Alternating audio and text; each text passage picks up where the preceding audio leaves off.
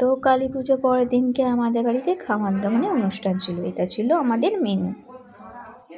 তো এরপর আমি খাবার নিয়ে গেছিলাম প্রথমে জামাইবাবুর দোকানে, তারপর আমার মায়ের হসপিটালে খাবার দিতে।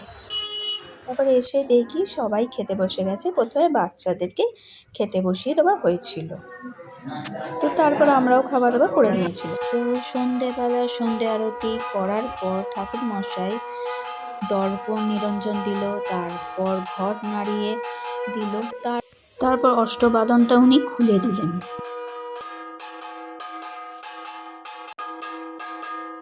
তারপর ঠাকুরমশাই চলে যাবার বাড়ির সব ছোট বড়রা মিলে একটুখানি বাজি ফাটালাম।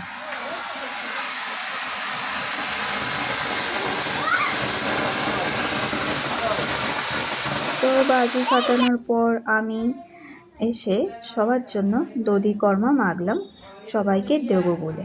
তারপর মেয়েকে সবাইকে দিয়েছিলাম। এই কালী পুজোর দুদিন আমার খুব ভালোই কেটেছিল।